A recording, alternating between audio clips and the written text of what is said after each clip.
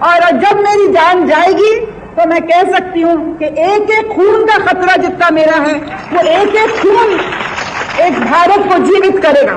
तो कितने ही आरोप लगाएं, कितने ही भारत की निंदा करें, कोई नहीं है दुनिया में जो कह सकता है कि आज भारत जितना मजबूत है हर प्रकार से, वैसे कभी भी वो नहीं रहा है।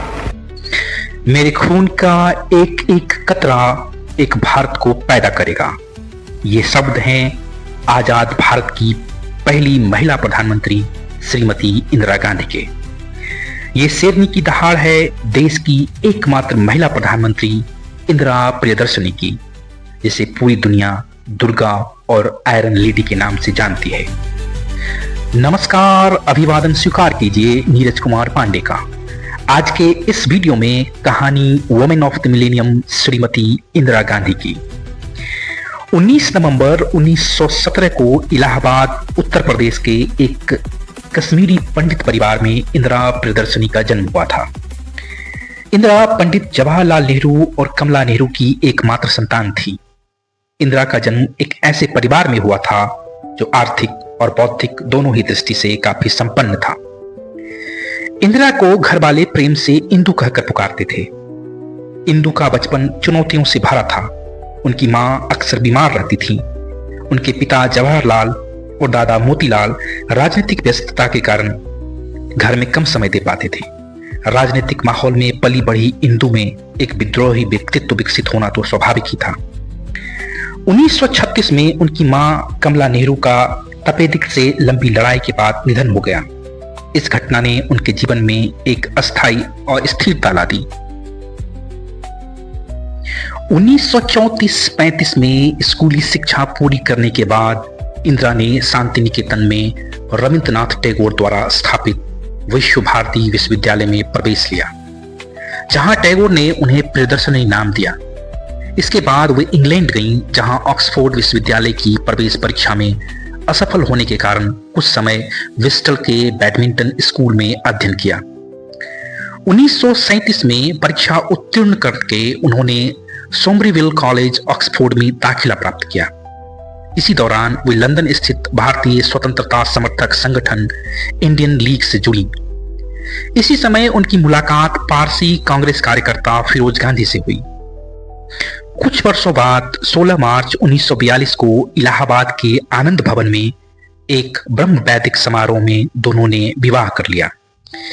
विवाह के तुरंत बाद भारत छोड़ो आंदोलन शुरू हुआ। 1942 में ब्रिटिश अधिकारियों ने इंदिरा को गिरफ्तार कर लिया बिना किसी आरोप के। उन्होंने 243 दिन जेल में बिताए और 13 मई 1943 को रिहा हुई। 1944 में राजीव गांधी और 2 वर्ष बाद संजय गांधी का जन्म हुआ। 1950 के दशक में वे अपने पिता पंडित जवाहरलाल नेहरू के प्रधानमंत्रित्व काल में उनकी अनौपचारिक सहयोगी के रूप में काम किया। इस दौरान श्रीमती गांधी ने यूरोप, एशिया, अफ्रीका और अमेरिका के विभिन्न देशों की यात्राएं की। इन्हीं यात्राओं के परिणाम स्वरूप उन्हें अंतर्राष्ट्रीय राजनीति की बारीकियों को गंभीरता से जानने और समझने का मौका मिला। सन 1956 में श्रीमती गांधी ने अखिल भारतीय कांग्रेस कमेटी में महिला विभाग तथा अखिल भारतीय युवक कांग्रेस की राष्ट्रीय एकता परिषद की अध्यक्षता की।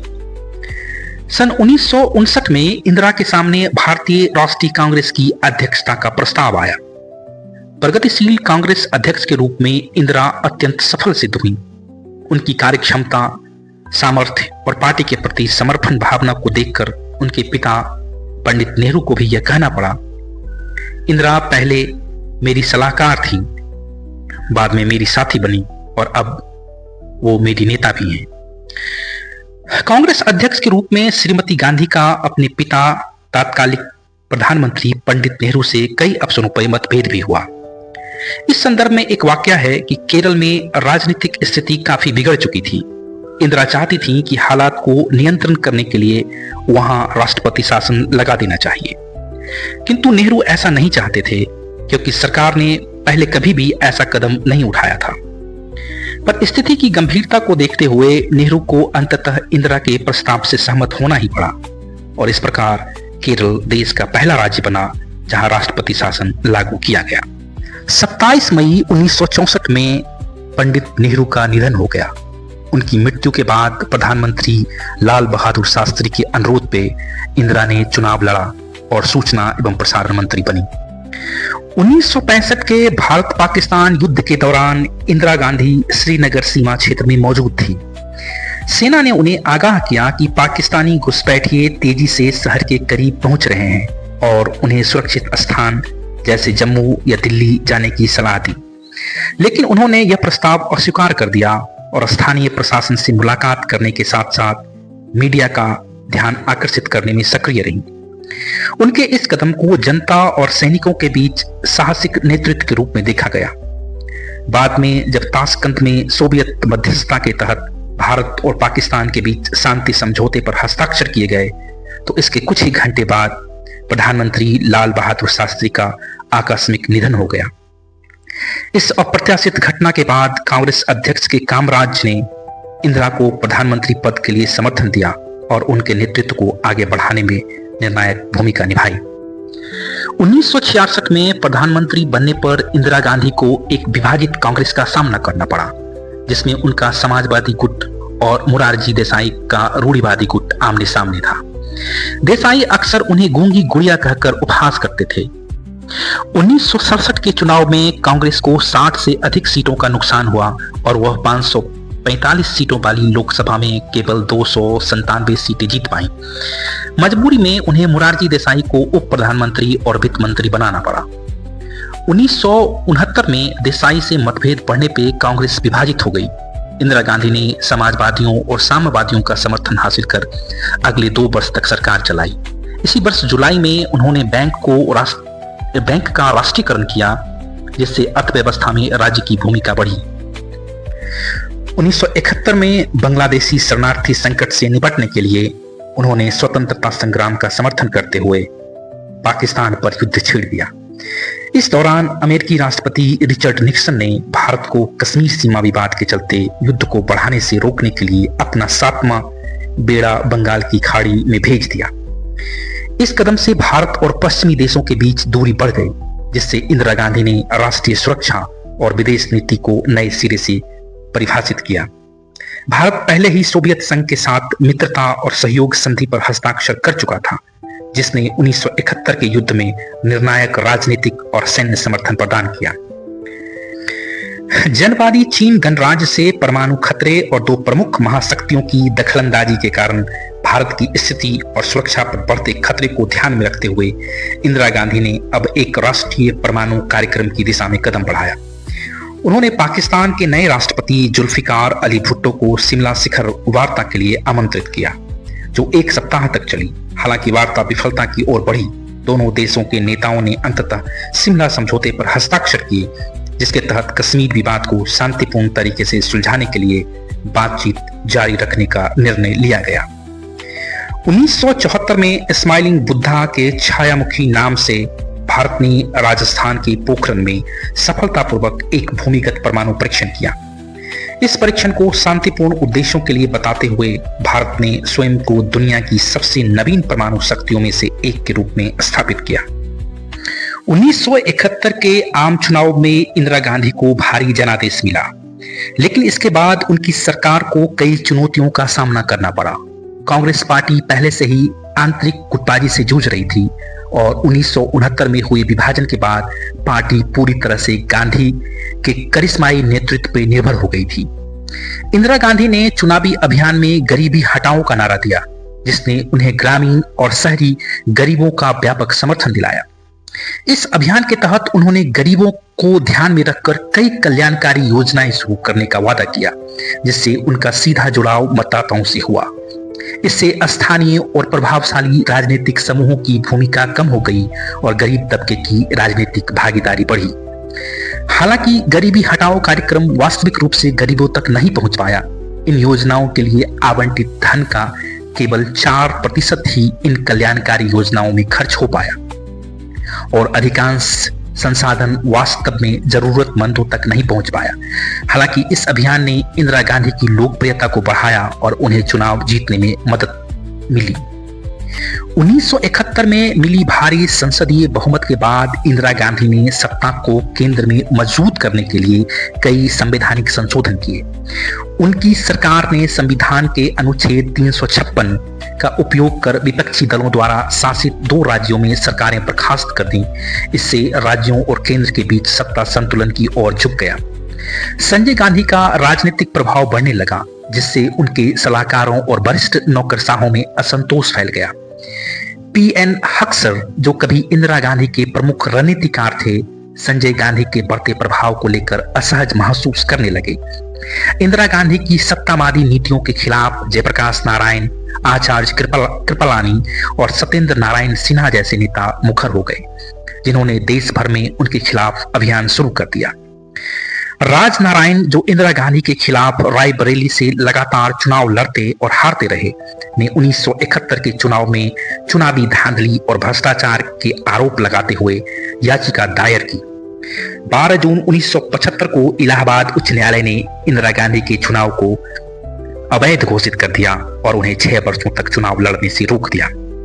इस फैसले ने इंदिरा गांधी की प्रधानमंत्री पद पर बने रहने की वैधता पर सवाल खड़ा कर दिया, क्योंकि संसद सदस्यता के बिना वह पद पर नहीं रह सकती थी।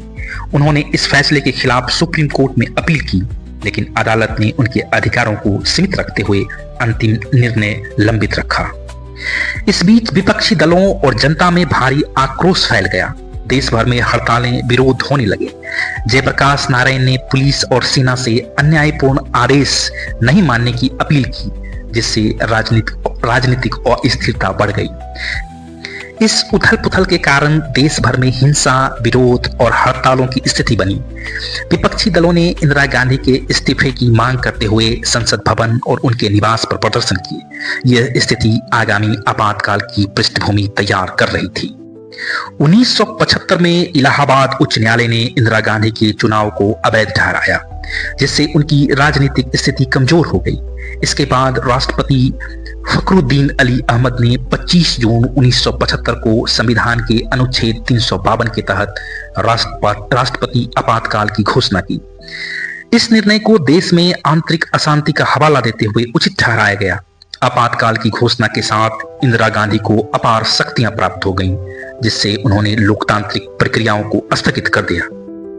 आपातकाल के दौरान विपक्षी नेताओं, पत्रकारों और कार्यकर्ताओं को गिरफ्तार कर लिया गया। प्रेस पर कड़ी सेंसरशिप लागू की गई और गुजरात व तमिलनाडु जैसे विपक्षी दलों की सरकारों को भंग कर दिया गया। पुलिस को कर्फ्यू लागू करने और नागरिकों को अनिश्चित काल तक हिरासत में रखने का अधिकार दे दिया गया। इसी समय संजय गांधी को बड़ी राजनीतिक ताकत मिली और उन्होंने जबरन नसबंदी अभियान चलाया, जिसमें लाखों पुरुषों को परिवार नियोजन के नाम पर मजबूर किया गया। साथ ही दिल्ली में जगमोहन की देखरेख में अवैध बस्तियों को हटाने के नाम पर हजारों गरीबों को उजाड़ दिया गया, जिसमें सांप्रदायिक तनाव बढ़ा। इंदिरा गांधी ने राज्यों में वफादार मुख्यमंत्रियों को नियुक्त करने की नीति अपनाई, लेकिन इसके बावजूद कांग्रेस के अंदर असंतोष बढ़ता गया। उनके शासन में राष्ट्रपति फखरुद्दीन अली अहमद से कई महत्वपूर्ण आदेश जारी करवाए गए, जिस पर संसद में बहस नहीं हुआ। देश में व्याप्त असंतोष और अंतर्राष्ट्रीय दबाव के कारण इंदिरा गांधी ने 1977 में आम चुनाव करवाने की घोषणा की। जनता पार्टी ने चुनाव में तानाशाही बनाम लोकतंत्र के मुद्दे पर प्रचार किया और कांग्रेस को भारी हार का सामना करना पड़ा। इंदिरा गांधी और संजय गांधी दोनों चुनाव हार गए, जिससे आपातकाल का अंत हुआ और भारत में लोकतंत्र बहाल हुआ।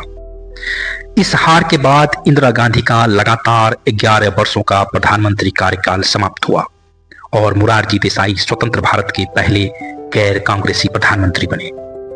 1978 में उपचुनाव तक इंदिरा गांधी को अपनी राजनीतिक स्थिति मजबूत करने के लिए संघर्ष करना पड़ा। इस दौरान कांग्रेस पार्टी विभाजित हो गई और जगजीवन राम सहित कई प्रमुख नेता उनका साथ छोड़कर जनता पार्टी में शामिल हो गए। इंदिरा गांधी की पार्टी संसद में एक छोटे विपक्षी दल के रूप में सिमट कर रह गई। जनता सरकार के गृह मंत्री चौधरी चरण सिंह ने इंदिरा गांधी और संजय गांधी को भ्रष्टाचार और अन्य आरोपों में गिरफ्तार करने का आदेश दिया, लेकिन अदालत में आरोप साबित करना मुश्किल हो गया। यह रणनीतिक उल्टी पड़ गई। जनता पार्टी का गठबंधन केवल इंदिरा गांधी का विरोध करने के लिए एकजुट था। लेकिन अंदरूनी झगड़ों और नेतृत्व संकट के कारण कमजोर पड़ता गया। सरकार को अस्थिर देखकर इंदिरा गांधी ने अपनी गलतियों के लिए सार्वजनिक रूप से माफी मांगी और अपनी लोकप्रियता वापस हासिल कर ली। जून 1989 में मोरारजी देसाई ने प्रधानमंत्री पद से इस्तीफा दिया। इसके बाद राष्ट्रपति नीलम संजीव रेड्डी ने चौधरी चरण सिंह को प्रधानमंत्री नियुक्त किया, लेकिन इंदिरा गांधी के समर्थन के बिना उनकी सरकार टिक नहीं सकी। कुछ ही महीनों बाद संसद भंग कर दी गई और जनवरी 1980 के आम चुनाव में इंदिरा गांधी भारी बहुमत से सत्ता में वापस आ गई। इंदिरा गांधी को 1983-84 में लेनिन शांति पुरस्कार से सम्मानित किया गया, जो उनकी अंतर्राष्ट्रीय स्तर पर प्रभावशाली छवि को दर्शाता है। इंदिरा गांधी के शासन के अंतिम वर्षों में पंजाब में गहरे संकट थे। 1980 के दशक की शुरुआत में जरनैल सिंह भिंडरावाले के नेतृत्व में सिंह अलगाववादी आंदोलन ने उग्र रूप ले लिया। भिंडरावाले और उनके समर्थकों ने अमृतसर के स्वर्ण मंदिर हरिमंदिर साहब को अपना मुख्यालय बना लिया, जिससे मंदिर परिषद में भारी तनाव पैदा हो गया। इंदिरा गांधी ने इस संकट को खत्म करने के लिए जून 1984 में ऑपरेशन ब्लू स्टार का आदेश दे दिया। परिणाम स्वरूप स्वर्ण मंदिर में घुसकर आतंकवादियों का सफाया करने का निर्देश मिला। इस अभियान में बड़ी संख्या में लोग मारे गए, जिनमें सैनिक, आतंकवादी और आम तीर्थयात्री शामिल थे। सरकारी आंकड़ों के अनुसार 79 सैनिक और 492 आतंकवादी मारे गए। 31 अक्टूबर 1984 को ऑपरेशन ब्लू स्टार के प्रतिशोध में इंदिरा गांधी की उनकी 2 सिख अंगरक्षकों बेअंत सिंह और सतवंत सिंह ने हत्या कर दी, जब वो ब्रिटिश अभिनेता पीटर उस्तिनोव के साथ साक्षात्कार के लिए अपने निवास से बाहर आ रही थी। तभी बेअंत सिंह ने 3 गोलियां चलाईं और उसके तुरंत बाद सतवंत सिंह ने स्टेन गन से 22 गोलियां दागी। हमले के तुरंत बाद इंदिरा गांधी को अखिल भारतीय आयुर्विज्ञान संस्थान ले जाया गया, जहां डॉक्टरों ने उन्हें बचाने की पूरी कोशिश की। सरकारी रिपोर्ट के अनुसार उनके शरीर से 29 घावों की पहचान की गई, जबकि कुछ अन्य स्रोतों के अनुसार 31 गोलियां निकाली गई।